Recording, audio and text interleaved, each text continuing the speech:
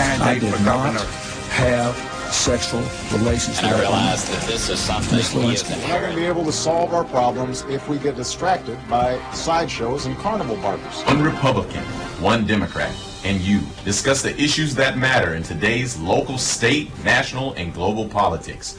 Hosted by Steve Hickson with co-hosts John Stanberry and Franklin Chansey. This is Backfire. Hey, welcome to another edition of Backfire with myself, Steve Bilbao Hickson, Franklin Chansey, and John Stanberry. Good morning. And our chief engineer, Daniel Brandt. No, you're the only engineer I've got. You know, like the movies with second ex best assistant engineer. No. Hey, get things started out softly. I saw that Tennessee, it looks like they've got a bill going to legalize all alcohol sales 7 days a week in Tennessee, in liquor stores and in grocery stores. Went through pretty fast, didn't it? Or No, it's taken 122 years or something like that. 7 day wine liquor sales. Morality is really hard to erode. Yeah. Said that Tennessee grocery stores have mounted an aggressive push for the Sunday sale, saying customers are confused and unhappy by not being able to purchase wine on Sundays. Well, I think they do encounter that pretty regularly. You think the spirit hit them? The spirit, that's right. That's a good one, Steve. The spirit. That was a pun. The spirit got to them. They just had to have some on Sunday. Well, apparently there's a cannabis bill as well working its way through. I haven't seen much about that. What's it supposed to do? I think it's about cannabis oil. Oh, well. What do you mean, oil? I don't know. I don't know how this works, but apparently it's... I don't know anything about this bill, so don't take what I'm about to say as relevant to that. But, I mean, there's a whole host of products out there that are actually technically illegal because they have cannabis in them, even though they're not for ingestion or getting high, things like that.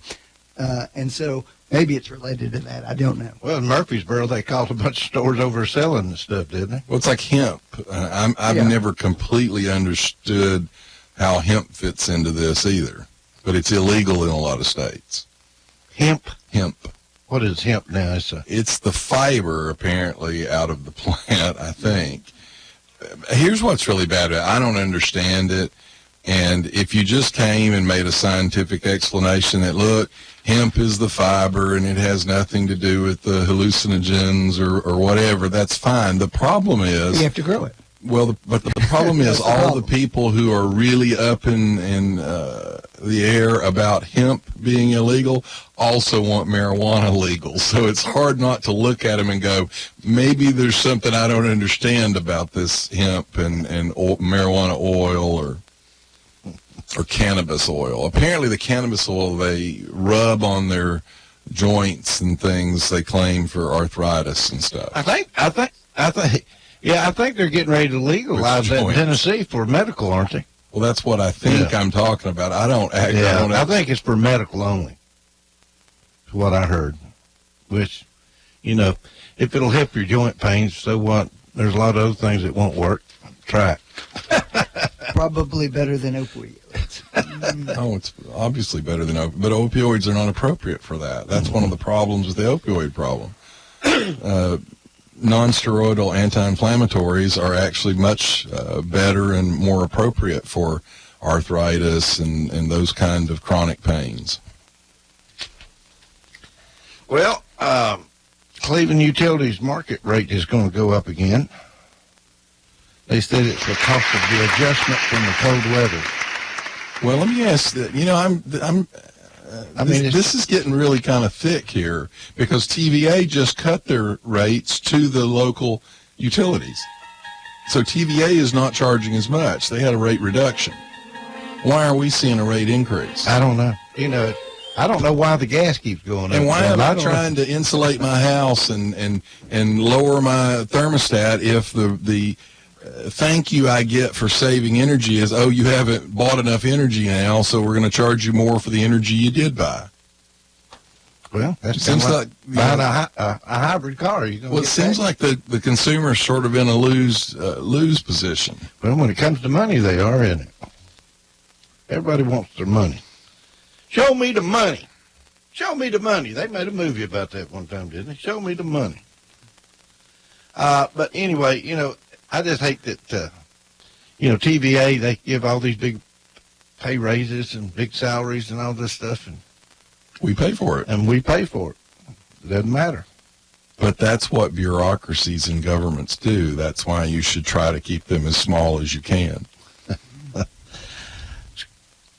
County School Safety Plan, $576,000 is what they looked at in the budget to produce safety, I guess.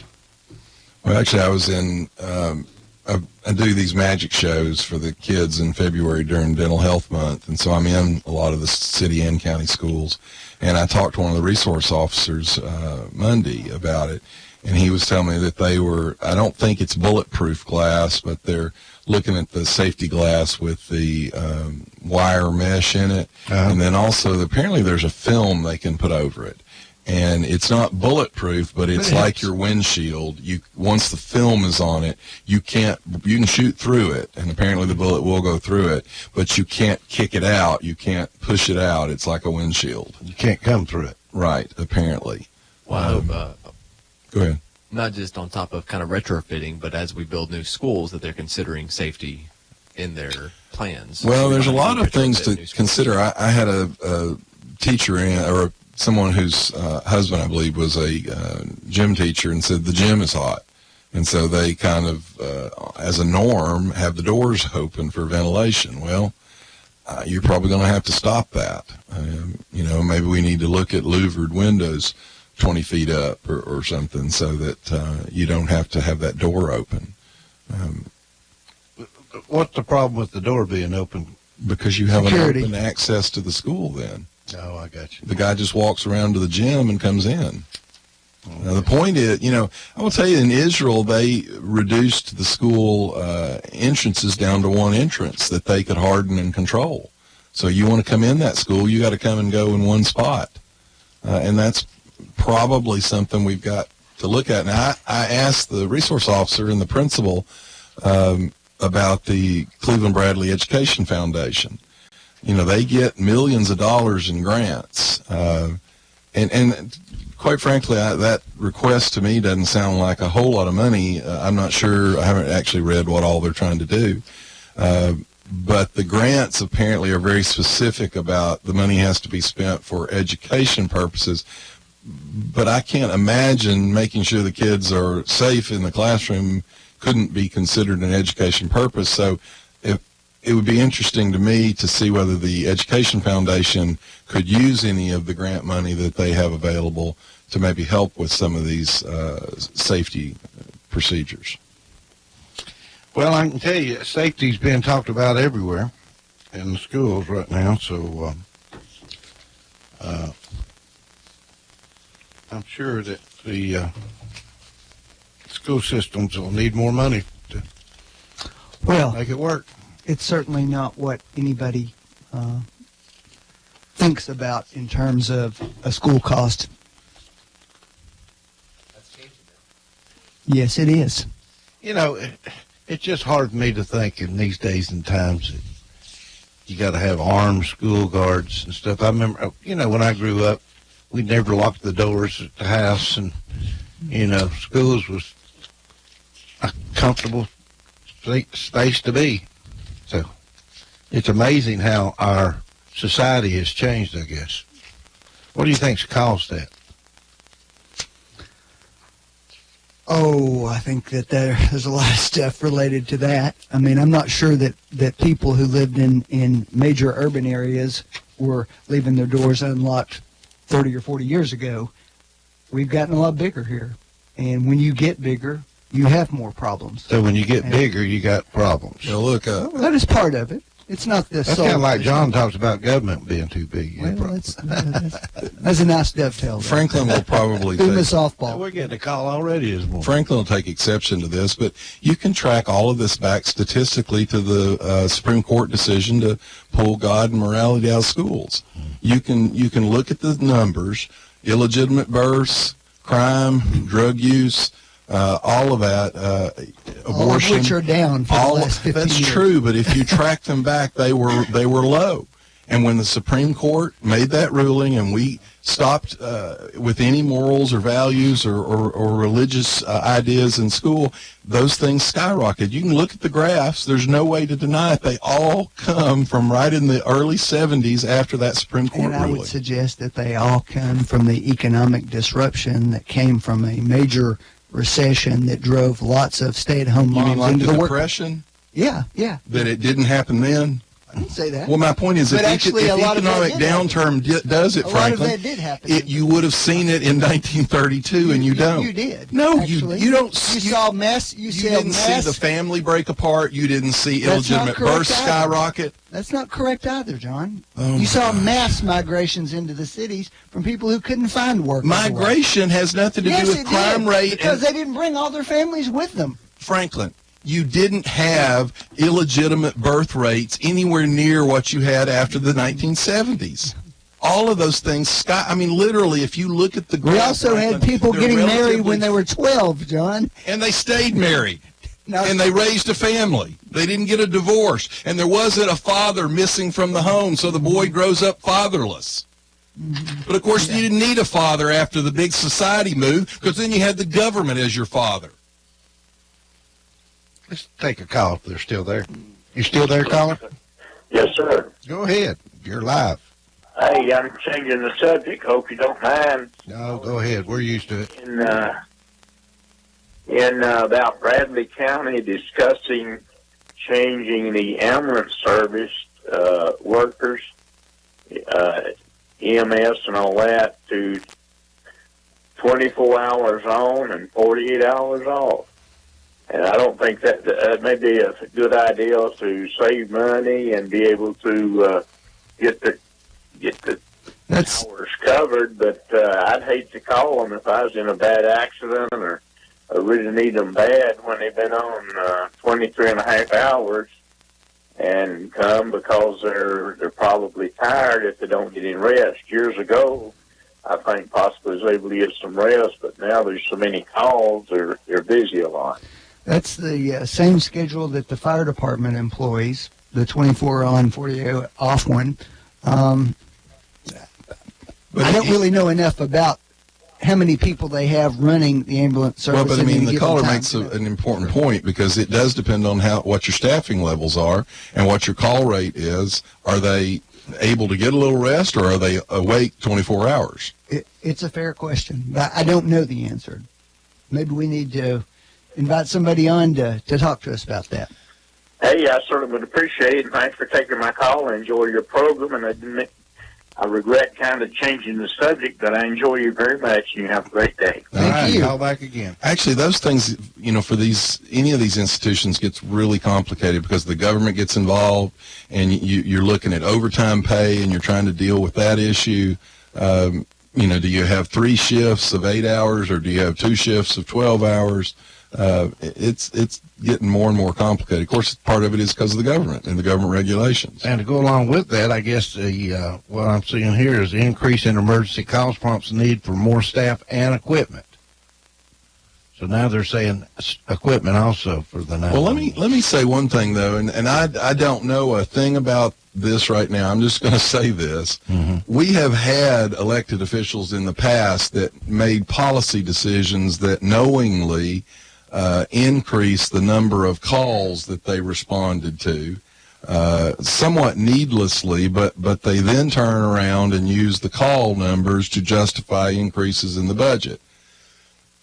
And I don't think that's the case here at all, but you have to be careful on those call numbers. For example, right now, as I understand it, when we have a wreck, the police, like in the city, it's really, for a while, I think they fixed this now, but for a while, if you had a wreck in the city, the county responded, the city responded, the fire department responded. Well, all of those generate calls that then you turn around and go, well, we've had this bump up in calls.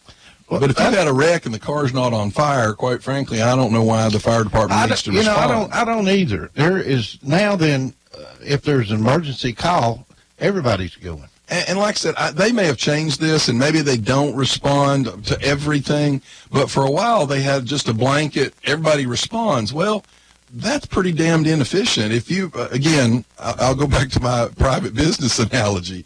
If you were running a for-profit business, you'd have a way to decide when to put your assets out there and when not to put your assets out there. When you're running a government and you can just tap the taxpayer for more money, then you go, hell, let's just all go. But there's a 911 call come in for a car accident somewhere. Right now, I think all emergency responders are responding to that call. It didn't used to be that way. I don't know. Why did it change? Did anybody know? Well, if you've got a piece of equipment sitting in the garage and you don't use it, maybe someone might question you as to whether you needed it or not. Well, other than that, let's see if we can come up with a positive. Well, I mean, I know there are some things they do at accident scenes. They assist with cleaning up fluids that come out of vehicles. That's true. Oils and so forth that spill out onto the road. All right, caller, go ahead. You're live. I'm the person called a while ago. I think one reason the fire department calls now is they've got EMS on that as well, They've trained the firemen to be... That's true. But then, do we need to send an ambulance?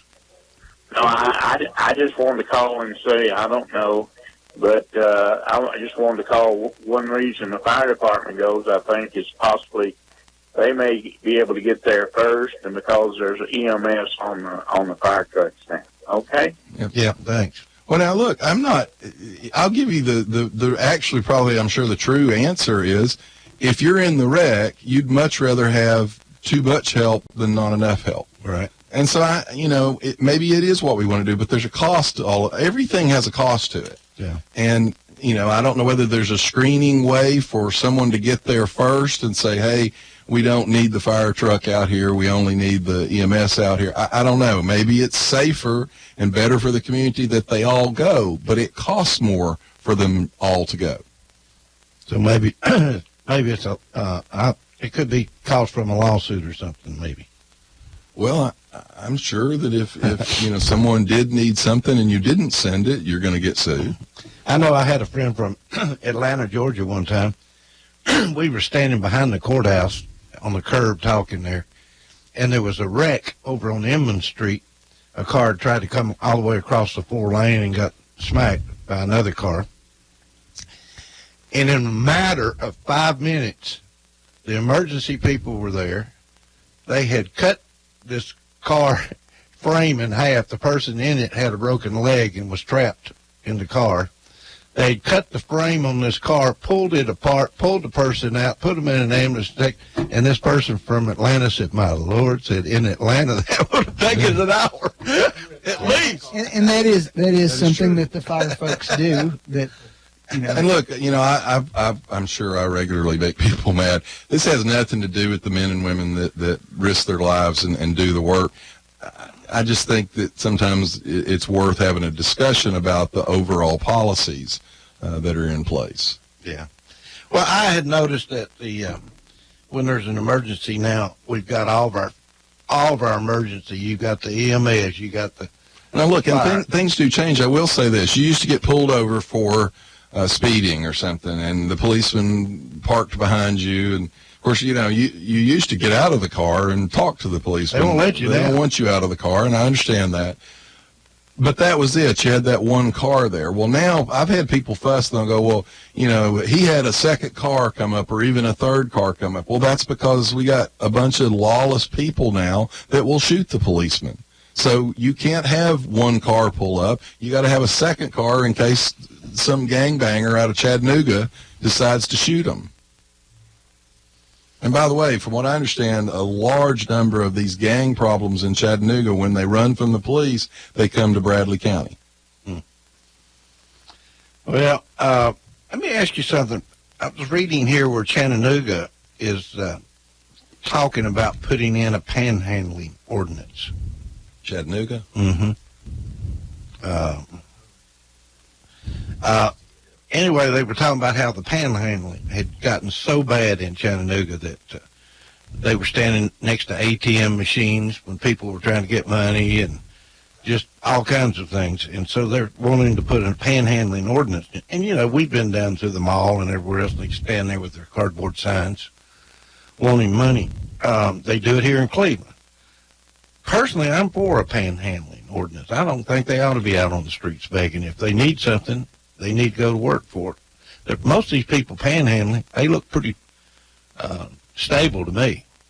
Well, the problem is so many of them are not truly needy, and I don't mean that they're not needy in the way that they portray it. Yeah. And we have all kinds of people in the community that will help them. You know, there are food banks, there are housing available, and so I think that's a lot of it. And there are plenty of cases, and you never know whether these are true or not. But I had someone tell me that they watched a guy panhandling all day down in Hamilton Place, and at the end of the day, he walked over and got in a Mercedes and drove off. Well, I've heard that they can make New York City, six back in the 90s, so I have no idea what the number is now, but they said most of the panhandlers in New York City had six-figure incomes from panhandling. What do you think about panhandling? Well, New York has panhandling ordinances. But they Also, didn't. This was actually when they were... Lots of cities do. You know, it's a public safety issue, too, when they're out in the traffic. Right. There was a girl I know that had a panhandler come up to her. She'd gone and got in her car coming out of work, and he came up and knocked on her window on the passenger side and then opened her door. Well, he's lucky he didn't get shot. She pulled her pistol out and stuck it right in his face and told him to get out of there. Good for her. But, You know, the Democrats would have disarmed her, but, you know, good for her. Well, I mean, it scared her to death, but she did have a pistol handy. Mm-hmm. Let me say this. I think I can say this. He's been gone for a while, but do you remember Don Irvin worked at Sure. American Trust? Yeah. Mm-hmm. Don told me this story, and it's funny how certain stories stick with you. He saw this family, and they were, I don't know if he saw them on the side of the road or what, but they had a sign that they were trying to get home to Florida, and they'd run out of gas and didn't have enough money to buy gas. And so Don said that he took them to the Waffle House, and he bought them, and there were kids and everything involved, bought them breakfast, I think it was, and then he said, I'm going to give you money for gas, and he said, and I'm going to put you up over here at the chalet. And so he put them up the chalet. I think it was in the end of the day. I guess he didn't buy them breakfast. Anyway, well, the next day, he was eating breakfast, apparently at the Waffle House, and he saw the kids and all of them out at the pool running and playing. They should have already been gone. And he asked the guy, and the guy said, oh, well, the kids just had so much fun here at the pool. We decided to, stay a few days. Don had given him money. But here's what he told me at the story. He said, a lot of people get upset about that.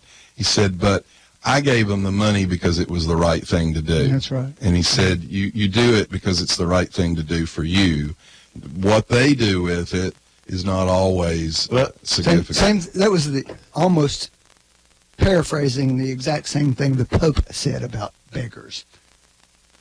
I mean,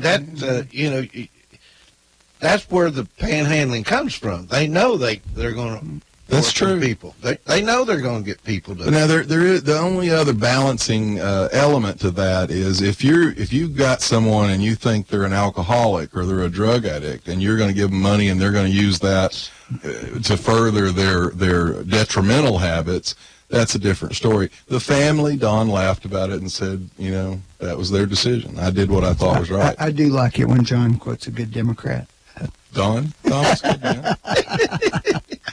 Let's see. But along those same lines, though, there were folks who who would do that uptown for 30 years, and we would regularly take them into Diamond Lil's and buy them lunch or something. You know, and most of the time they took us up on that. Times they didn't. And so, you know. I will say my wife, I haven't done this. My wife has seen them and drove on by and then pulled through a drive-through and bought a hamburger meal and drove back through and handed them the meal. Now, it may not have been what they actually wanted, but she felt like that way at least she had given some food. Sure. All right, we're going to take a break, and we'll be right back. You're listening to Backfire with Steve Hickson. We'll be right back after this. Hello, I'm Johnny Cash. And you're listening to WOOPLP, Cleveland, Tennessee. WOOP FM is a broadcasting service of the Traditional Music Resource Center, and we play America's original music. At Buy Here, Pay Here USA, we don't just sell cars, we buy them. Bring your car, truck, or SUV down to Buy Here, Pay Here USA, and we'll give you a free appraisal with no obligation. We pay top dollar for most cars, so before you trade in your vehicle, come see us for an appraisal. At Buy Here, Pay Here USA, we pay the most for your car. Visit Buy Here, Pay Here USA in Cleveland, Dayton, or Chattanooga, or go to buyheresellhere.com. That's buyheresellhere.com. Restrictions apply. See store for details. Yeah, you looking for something sweet? I know you are. Bring your little sweet self to the Village Bake Shop. Around since 1961, there ain't a baked good in the galaxy. The Village Bake Shop can't whip up for you. So when you're ready to treat your mouth to a taste you won't soon forget, get over to the Village Bake Shop in the Village Green Town Center. Or give them a call at 476-5179. You dig? Attention, Cleveland area creditors. Are you tired of dealing with debtors that owe you money? I'm Jeff Renfro, and I've owned and operated Financial Recovery, a debt recovery specialist here in my hometown of Cleveland for 18 years. We're a licensed and bonded Tennessee collection agency working for a wide variety of creditors, from commercial, manufacturing, physicians, dentists, attorneys, small business owners, to individuals. Look, any kind of business dealing with billing, charge accounts, or even return checks. I know your past due accounts are not a top priority for you, but they would be to me. Let me try to make it easy for you to make a change in the way you've been handling your accounts. There's no contract and no cost to you in most cases, as our fee of only 30% can be added to the balance owed to you. So whether you have hundreds of accounts monthly and need help with your billing and collection, or you're just an individual and somebody owes you money, let me help you. Give me a call at 400-5376 and I'll come by and see you. That's 400-5376. Financial Recovery, a licensed and bonded collection agency in Cleveland, Tennessee, 400-5376. 35 years. Think about it. March 1st, 1983. 35 years ago. That's when Economy Rentals was born. Happy birthday, Economy. Happy anniversary. Cleveland's first and now oldest rent-to-own store. And since March is their birthday and anniversary month, they're celebrating by offering you a washer and dryer combo for only $16.95 a week. That's right, $16.95 a week, as well as their flexible furniture packages to fit any budget. That's 2 rooms of furniture for only $39.95 a week. Your choice from living room, dining room, and bedroom furniture, including coffee tables, end tables, and more for only $39.95 a week. So, if you need help furnishing your place with furniture, appliances, TVs, electronics, and more, go see our friends at Economy Rentals this month and wish them a happy birthday. Serving Cleveland for 35 years. Economy Rentals, rent to own, where we make it easy to own, is what they say.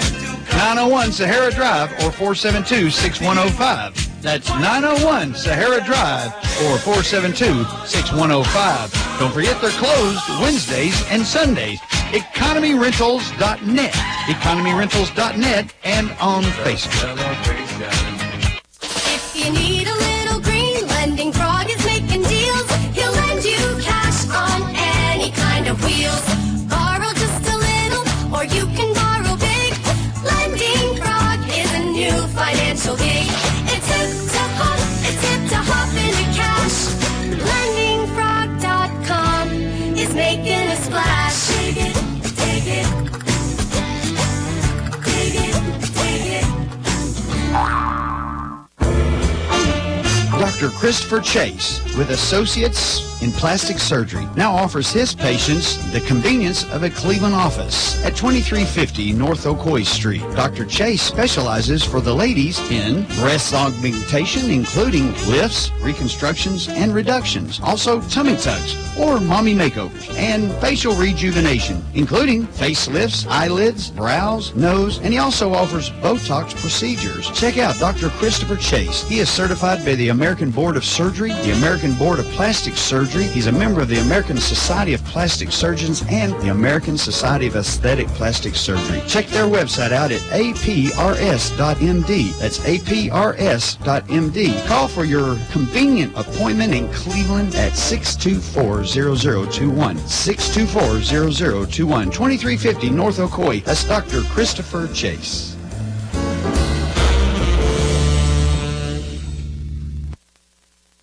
No dealers allowed. Jackson Catnapper, family owned and operated in Cleveland since 1933, offering the best with over 70 styles of recliners, sofas, electronic lift chairs, full living room packages.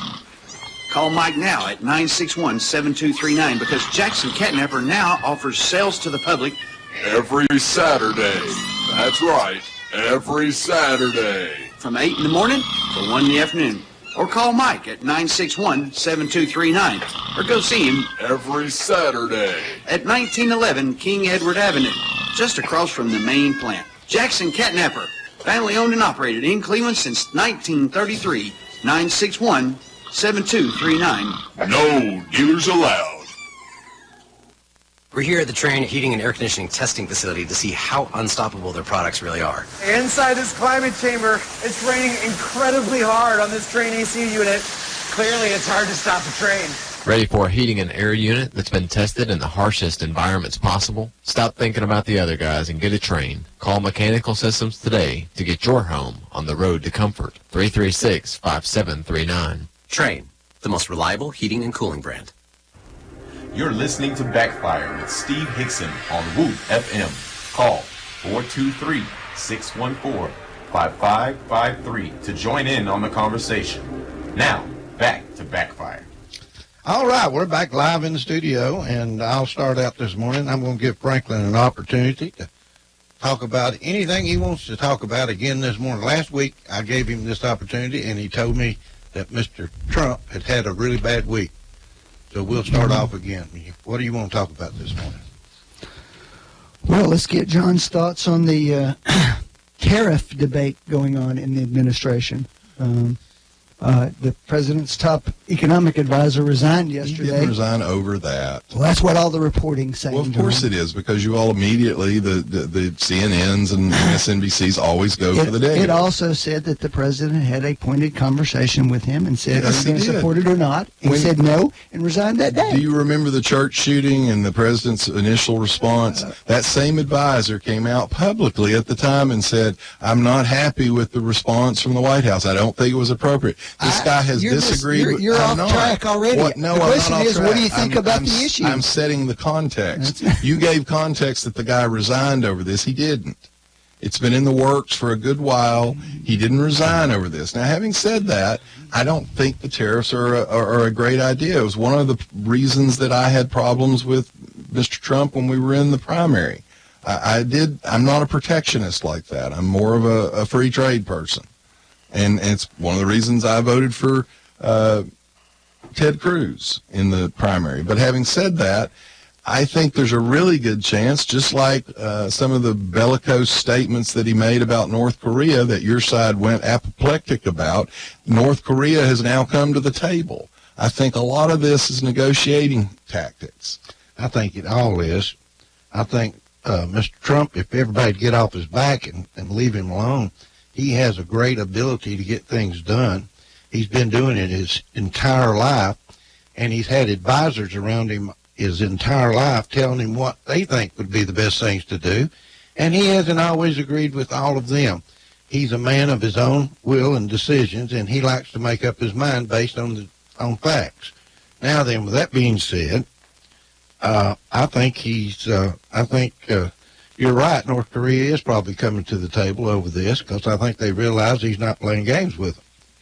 Well, I mean, in the issue that Franklin is talking about, while this is all going on, you've got NAFTA being considered for renegotiation. You've got the Canadians upset. You've got the Mexicans upset. Well, you know what? A negotiation is an adversarial process. And so if you want $100 for an item you're selling, if you start out asking for $100, you're not going to get $100. You're going to get $65. So if you want $100, you got to start asking for $200. I don't know if you've ever watched Pawn Stars or anything, Franklin, but these things bounce back and forth. So you get Canada upset, you get Mexico upset, you get them worried that, whether they will retaliate or not doesn't matter. They don't want this. And so you bring that into the room when you renegotiate NAFTA. And I think the president thinks that he can get a better deal for the American worker in a renegotiated NAFTA.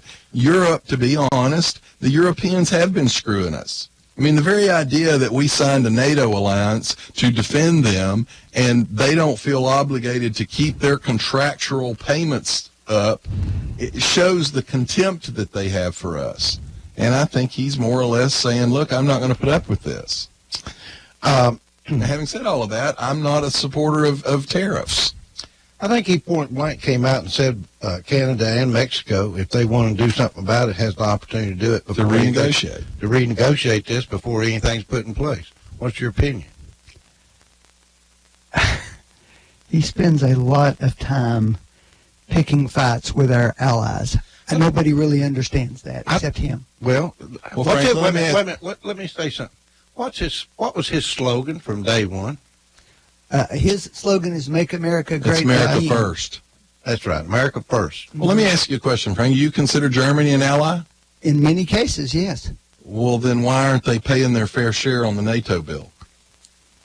So let me ask you a question. My point is, you'll give Germany a pass for decades of not paying their fair share on what they agreed to do, but then somehow we're supposed to be worried about their feelings in these negotiations. I would go to the table and have a negotiation with them about that if that's a primary concern. All right, let me ask you a question, Franklin. You're a lawyer.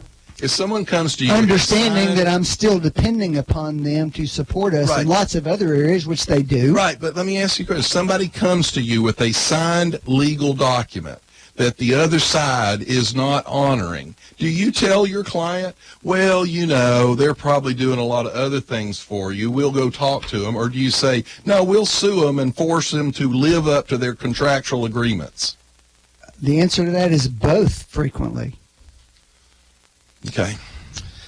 So, what else is, do you think the tariff is a bad deal then, Franklin? I do. Okay.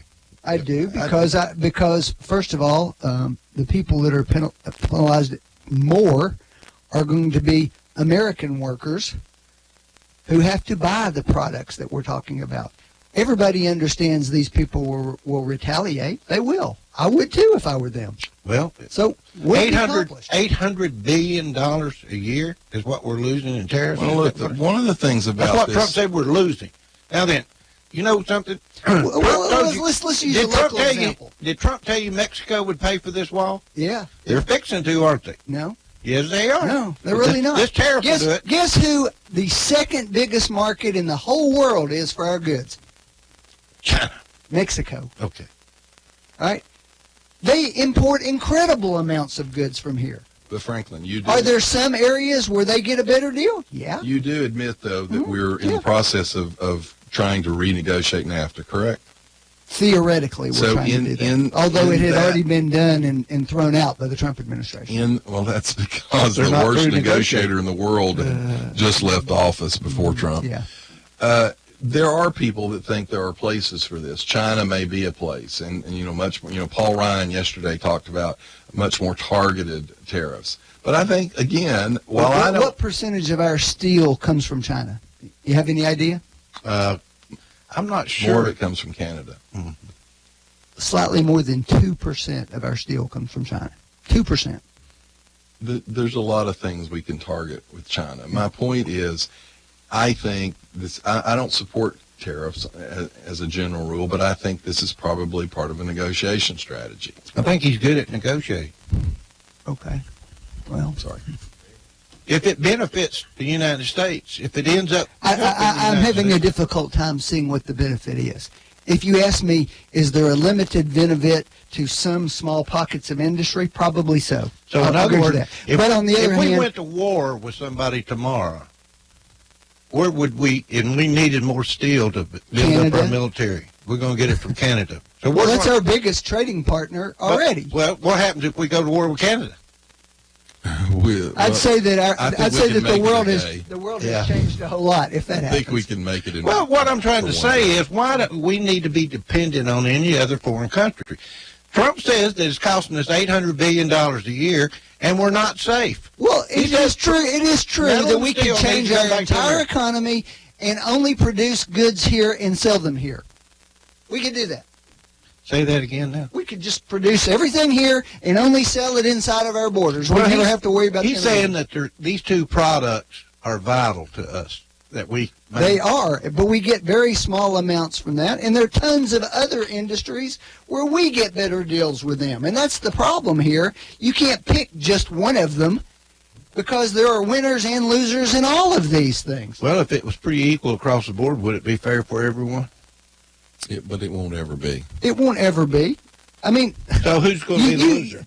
Well, you can't honestly expect that somebody in Guatemala is going to pay the same wage that we pay here. That's not a reasonable expectation. Well, then you might want to tell Hollywood and the liberal left, because they expect that, actually. Glad you recognize it. Anyway, what else? No, I'm just saying, I don't understand. I think his thought process is very short-term and not very long-term. Unless it's a negotiating strategy. It is a negotiating strategy.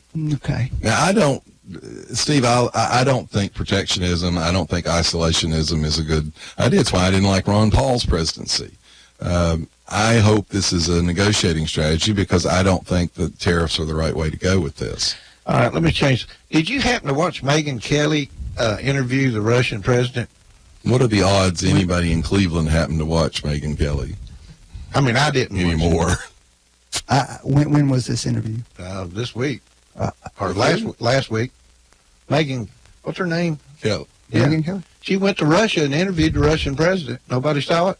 That's how But she did that last year. But I didn't even see she a was on the story talk show about it. yesterday morning talking about she just got back. I saw something in the news. I was don't flipping really keep channels. up with Megyn I think I Kelly went much to anymore. the Circus Network and looked and found that. A Circus Network. But anyway, she went over there, and basically he told her the same thing. He said, hey, there might have been some people from Russia that interfered, but it wasn't the government. Her interview will air this coming Sunday. Okay. It's not been broadcast yet. So good. I'm doing an advertisement for him. Okay. Well, I mean, Steve, I saw about it was he said that he's a liar. He said that there's probably other people within the government, hackers. His government did it. Everybody knows his government did it. The problem is they've done it for years. Mm-hmm. And even this investigation started in 2014. The Obama administration did nothing to stop it. They knew it was going on. First of all, that isn't true what he just said. He knows it's He not told true. him no, stop it. Literally, the president told us, I looked him in the eye and said, cut that out. Please don't do it anymore. Mm-hmm. Impose some sanctions, He closed minor little buildings they could care less about. and then Franklin. reached across the aisle to Mitch McConnell, who said, no, we're not going to issue any joint. In the middle of the election. Okay. Well, that's what you're blaming Obama for not doing. No. And you'd have said the opposite if he had done it. 2014, Franklin. 2014. They've known about it for 3 Mitch years. McConnell's statement in the paper about this was, I'm completely comfortable with the administration's response. He's talking talking about about Obama administration's response to what Russia did. Well, that's why a lot of us would like to replace Mitch McConnell. When will the Russian investigation stop, you think?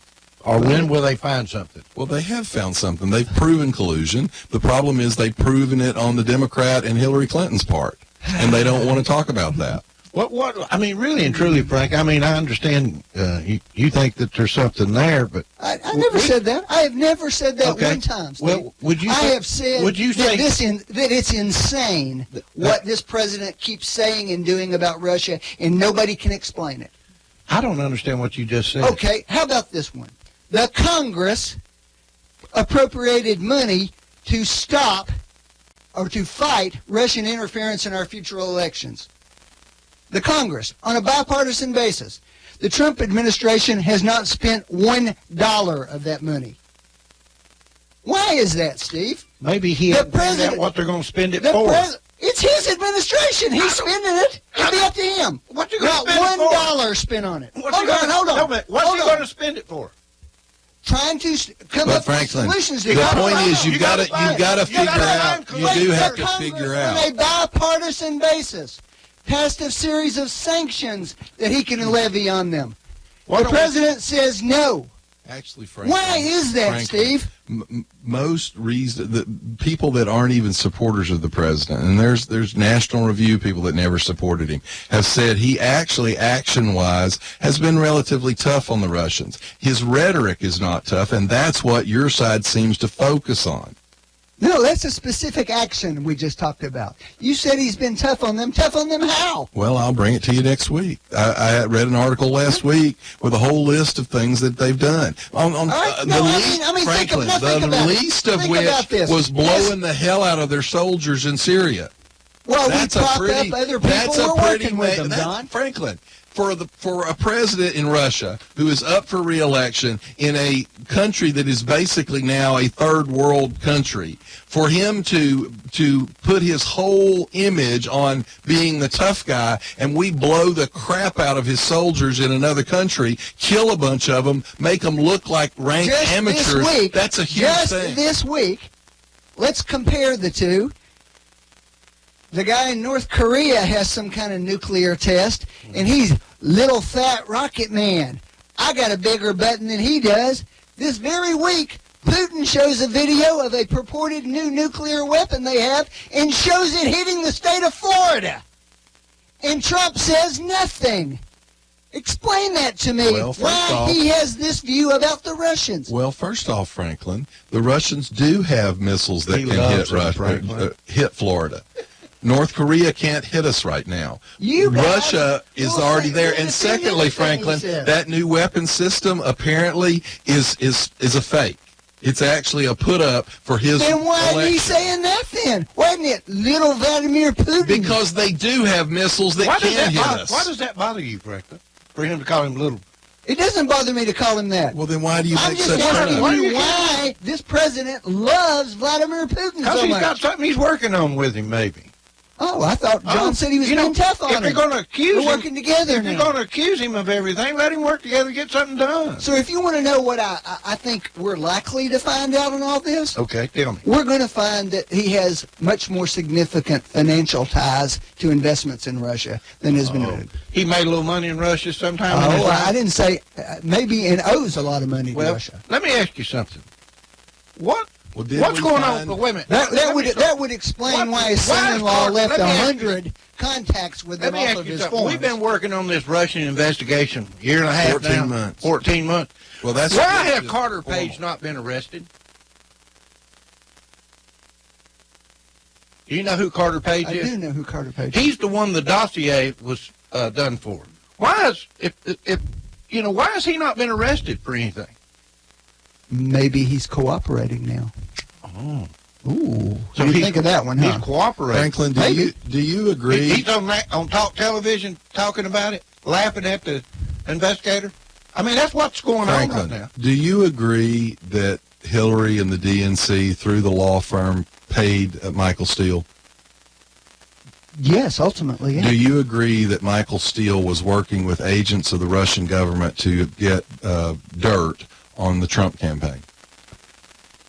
No. You don't agree that he was I meeting? agree that he was doing background research, and some of it turned out to be negative. Was he actually talking to people in Russia?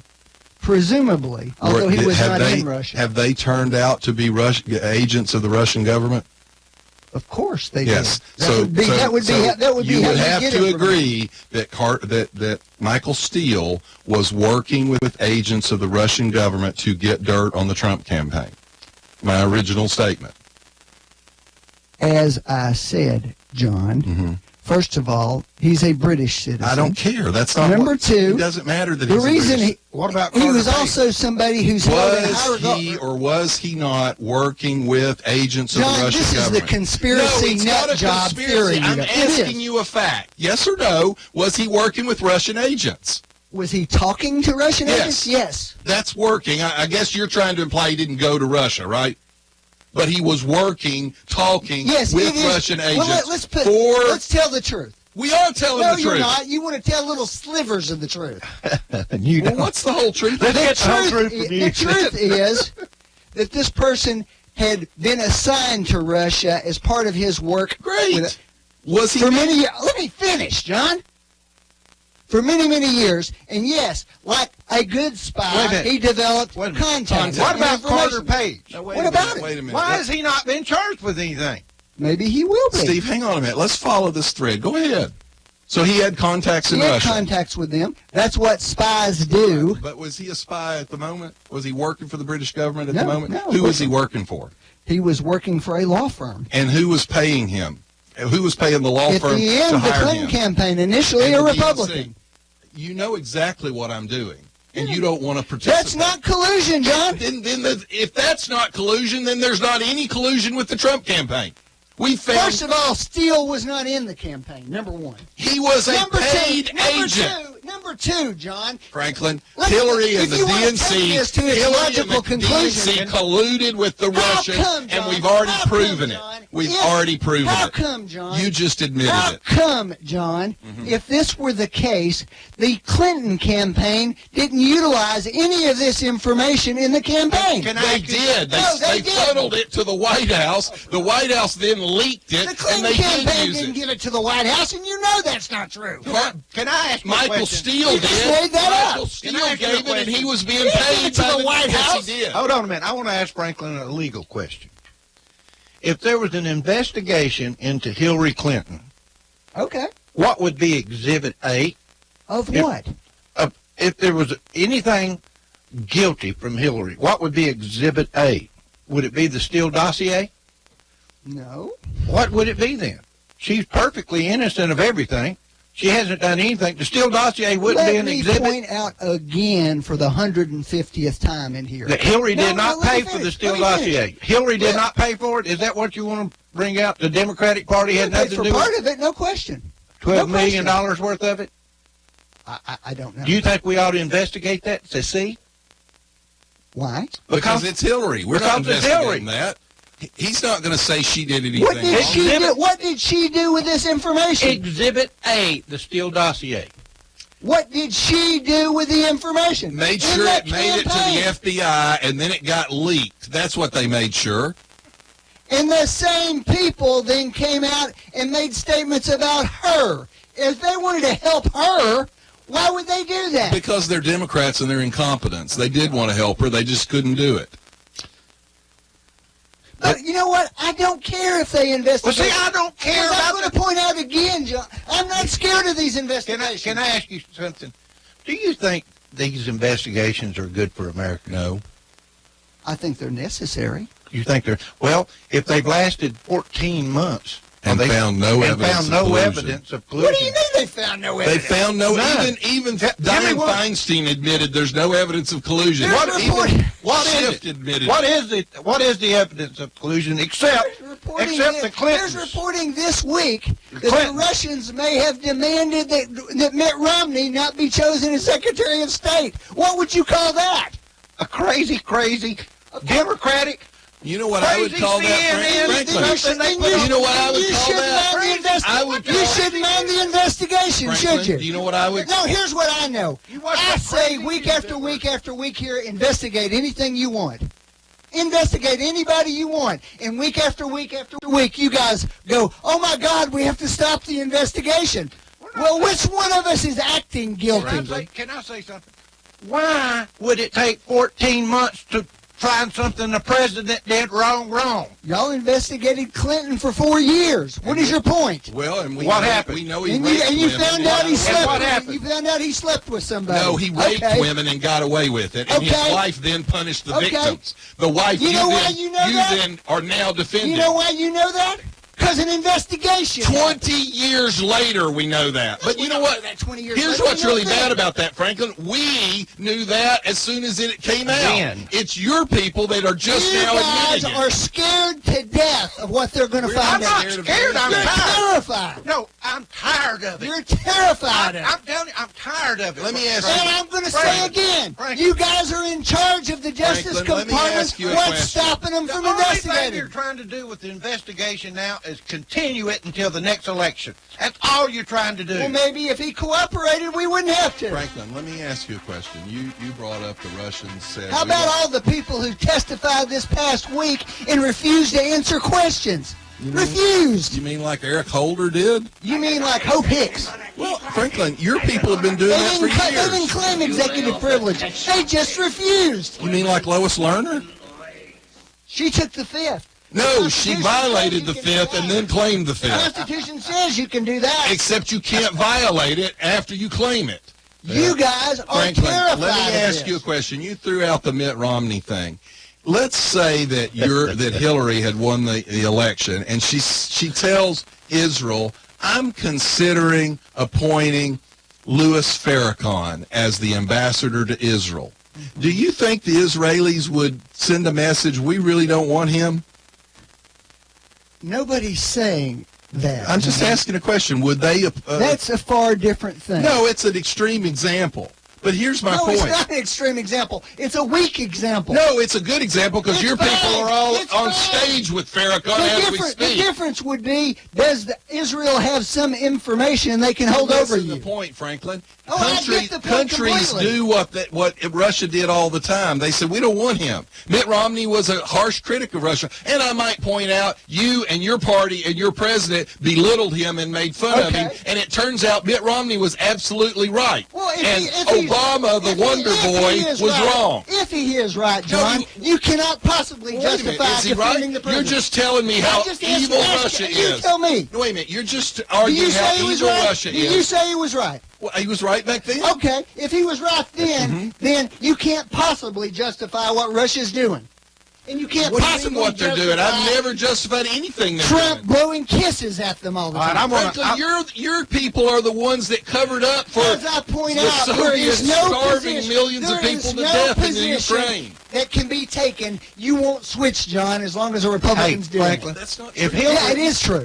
If Hillary had won the election, you wouldn't have heard of any of this crap, would you? Would. Oh, you would have? Of course you would. No, you wouldn't have. I don't think Yeah, you'd you heard would of anything. CNN, none of them would have covered Crazy this. News Network wouldn't have covered that. One last thing. France has set the legal age of sexual consent to 15.